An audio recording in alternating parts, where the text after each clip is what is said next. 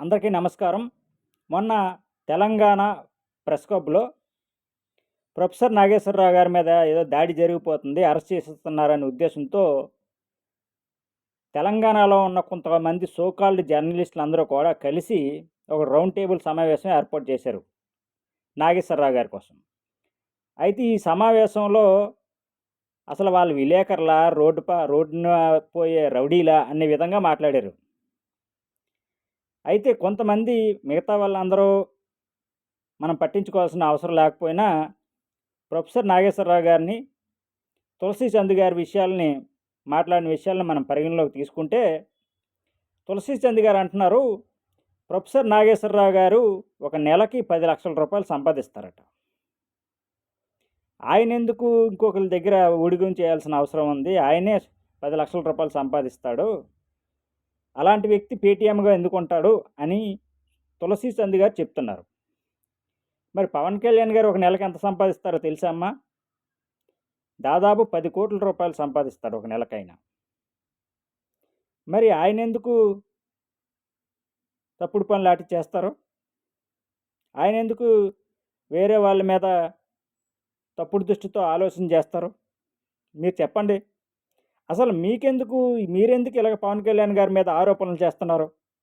మీరేమైనా పవన్ కళ్యాణ్ గారికి ప్రత్యర్థులా? ఆయన మీద పోటీ చేస్తారా? మీరేమైనా రాజకీయ ప్రత్యర్థులా? మీరు కోట్ చేస్తారు కదా, పవన్ కళ్యాణ్ గతంలో వైసీపీ గవర్నమెంట్లో ఉన్నప్పుడు ఈ విధంగా ఆరోపణలు చేశారని చెప్పేసి మీరు పవన్ కళ్యాణ్ క్వశ్చన్ చేస్తుంటారు కదా. మీరెందుకు క్వశ్చన్ చేస్తున్నారు?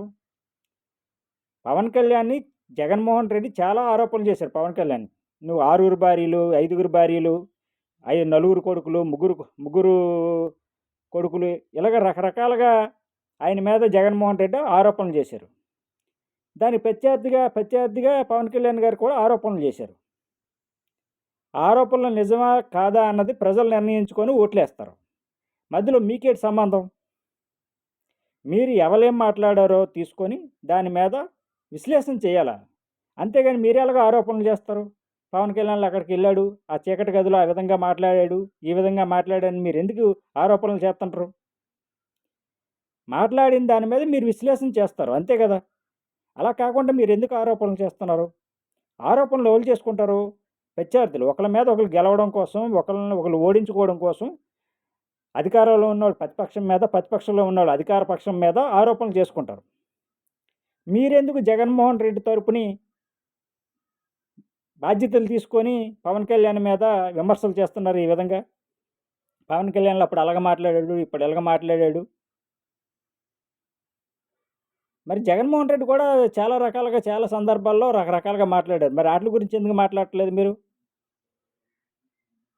పవన్ కళ్యాణ్ని మీరు క్వశ్చన్ చేస్తున్నప్పుడు, పవన్ కళ్యాణ్ మీద ఆరోపణలు చేస్తున్నప్పుడు జగన్మోహన్ రెడ్డి మీద కూడా మీరు ఆరోపణలు చేయాలి కదా. మీరు ఎందుకు ఆరోపణలు చేయట్లేదు? ఈ సమస్య కూడా పరిష్కారం అయిపోయింది. ఏదైతే ప్రొఫెసర్ నాగేశ్వరరావు గారు చెప్పారో ఆ మాటలు ఆయన మళ్ళీ వెనక్కి తిరిగి తీసుకున్నారు.